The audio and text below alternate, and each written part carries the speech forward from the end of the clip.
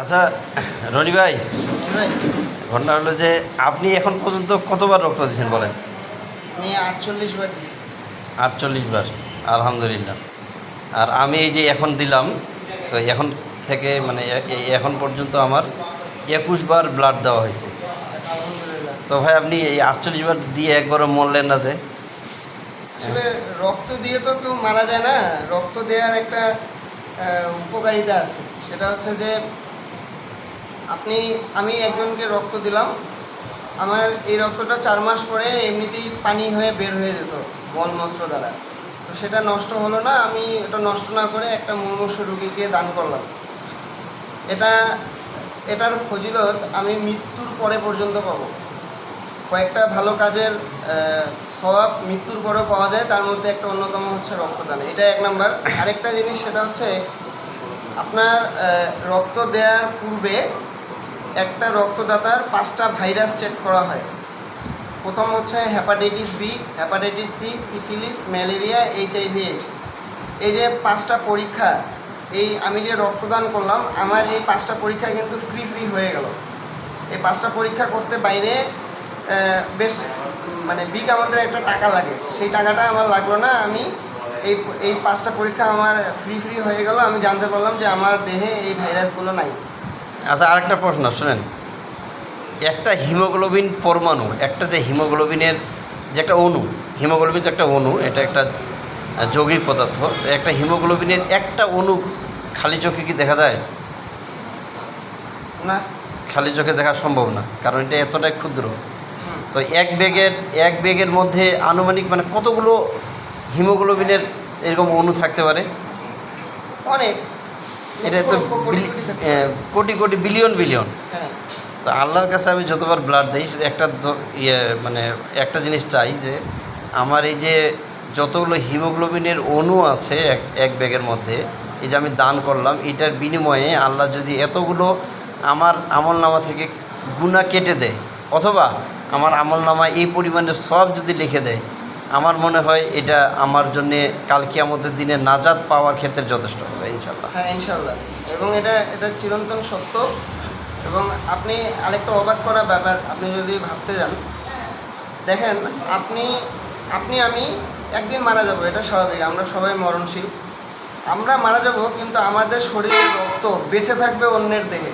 ব্যাপারটা ভাবতেই তো অনেকটা ভালো লাগে, নিজের মধ্যে একটা ভালো লাগা কাজ করে যে আমি মারা যাব, কিন্তু আমার শরীরের রক্ত বেঁচে আছে, আমার রক্ত মারা যায়। আচ্ছা, আমরা অনেক সময় কিছু মানে ডোনারকে যখন রিকোয়েস্ট করি, তখন কিছু কিছু ডোনার মনে করতে আমরা বুঝতে পারছি উনি স্কিপ করতে চাচ্ছে, তো এই জন্য বলি কি, ভাই আজকে আমার শরীরটা ভালো না, আমার শরীরটা মেচাচ্ছে, একটা দুর্বল ঝিমঝিমাচ্ছে, দুর্বল অনুভব করতেছি।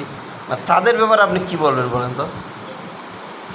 আসলে যার রক্তের প্রয়োজন হয়, যখন প্রয়োজন হয় তখনই একটা মানুষ জানতে পারে যে আসলে রক্তের এই চাহিদাটা বা এটা জটিলতাটা আসলে কতটা বেশি। এই যে অনেকগুলো মানুষ আছে, দেখবেন যে একটা বি পজিটিভ, আমি উদাহরণ দিচ্ছি একটা ছোট বি পজিটিভ রক্তকে দিয়ে। এই বি পজিটিভ রক্তের যেমন রক্তদাতাও অনেক আছে, রুগীও অনেক আছে। কিছু কিছু রুগীকে দেখবেন যে এক ব্যাগ বি পজিটিভ রক্ত ম্যানেজ করতে তাদেরকে হিমশিম খেয়ে যেতে হয়। তো আসলে তারা হিমশিম কেন খায় জানেন? তার কাছে কোনো একজন ব্যক্তি এক ব্যাগ রক্তের জন্য আসছিল, সেই ব্যক্তিটাকে কোনো না কোনো অজুহাত দেখাইছে বা স্কিপ করে চলে গেছে, ওই রুগীটাকে রক্তদান করে সহায়তা করেনি। এই জন্য আজকে তার যখন রক্তের প্রয়োজন হচ্ছে, তাকে কেউ সহযোগিতা করতেছে না। তো আমি 10 কথার এক কথা একটাই বলবো, যে আপনি যদি কখনো মানুষকে সহযোগিতা করেন রক্তদান করে, আপনার যদি কখনো রক্তের প্রয়োজন হয়, আল্লাহ পাক কাউকে না কাউকে কোনো ওসিলায় আপনার কাছে পাঠিয়ে দিবে রক্তদান করার জন্য। আর এটা হচ্ছে সম্পূর্ণ একটা মনের ব্যাপার। রক্তদান করলে কোনো সমস্যাও হয় না, কিছু হয় না, বরঞ্চ এর একটা উপকারিতা আছে। এটার জন্য একটা মানুষ জান্নাতে পর্যন্ত চলে যেতে পারে এটার ওসিলায়। তো আসলে এটাই হলো মানে কথা। কিন্তু দুঃখের বিষয় হচ্ছে যে আমরা অনেককেই রিকোয়েস্ট করার পরেও মানে হাতে পায়ে ধরা বাকি থাকে, যে ভাই একটা রুগী মারা যাচ্ছে, এরকম একটা ভাইটাল সিচুয়েশনে অনেক রিকোয়েস্ট করি, কিন্তু মানে তাদেরকে আমরা কোনো মতে রাজি করাতে পারি না যে তারা ব্লাড এসে দিয়ে যাবে এতটুকু। আবার কিছু কিছু পেশেন্ট আছে, তারা আবার ফোবিয়াতে ভুগে, যে সিরিঞ্জ জীবনে নেয় নাই, রক্ত দিলে না জানি কেমন কত ব্যথা পাবে। তো আসলে মানুষের উপকার করতে গেলে তো একটু কষ্ট স্বীকার করতে হয়, এটা তো বাস্তবতা, তাই না? এটা সামান্য একটু হ্যাঁ। একটা মানুষের উপকার করতে আমার শরীরে রক্ত দিয়ে একটা মানুষের জীবন বাঁচলো, এটা তো মানে কত বড় একটা মানে আমার অতটুকু কষ্টেও তার ওই বড় কষ্টের কাছে তো কিছুই না, তাই না? হ্যাঁ। এবং আমার কাছে মনে হয় কি যে যদি আপনার হচ্ছে প্রতি মাসে মাসে যদি রক্ত দেওয়ার নিয়ম থাকতো বা দেয়া যেত, তাহলে আমি প্রতি মাসে মাসে দিতাম। কারণটা হচ্ছে যে যখন কোনো ব্যক্তির রক্তের প্রয়োজন হয় আর তখন যদি আমার শরীরের রক্তের গ্রুপের সাথে ওই রুগীর রক্তের গ্রুপ মিলে, সে আমার কাছে এক ব্যাগ রক্ত চাইছে কিন্তু আমার সময় হয়নি, তখন অনেকটা নিজের কাছে খারাপ লাগে। কেন খারাপ লাগে? যে আমার রক্ত দেওয়ার সময় হয়নি জন্য আমি দিতে পারছি না, যদি আমার সময় হতো আমি দিতাম। আমি যদি একটা মানুষকে রক্ত দেই, আমি তো মারা যাব না, কিন্তু আমি যদি একটা মানুষকে রক্ত না দিই তাহলে ওই মানুষটা মারা যাবে। আসলে এটা একটা মানবিকতা থেকে আসে। প্রত্যেকটা মানুষের যারা এই যে স্কিপ করে চলে যায়, ওই মানুষগুলোর ভিতরে যদি এই মানবিকতাগুলো থাকে তাহলে অন্ততপক্ষে কেউ স্কিপ করে যাবে না, কেউ অমানবিক কথাবার্তা বলবে না যে আমার জ্বর আসছে, ভালো লাগতেছে না, এটা সেটা অজুহাত দেখাবে না অন্ততপক্ষে।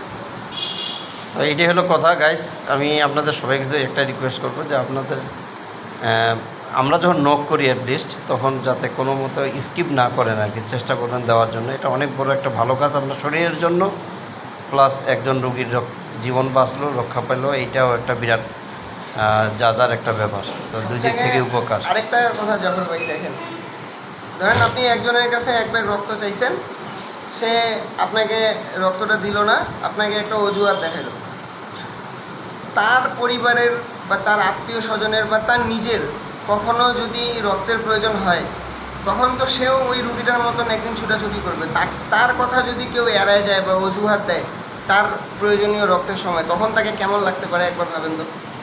এটাই হলো বাস্তব। এমনটা তো হতে পারে ভাই। তো আসলে রক্ত দেওয়া উচিত, এভাবে কখনো মানে অজুহাত দেওয়া ঠিক না। তো গাছ এই হলো মানে আমাদের মধ্যে কথা। আশা করি ইনশাল্লাহ আপনারা কখনো স্কিপ করবেন না। তো ভালো থাকেন, সুস্থ থাকেন। আসসালামু আলাইকুম। আসসালামু আলাইকুম।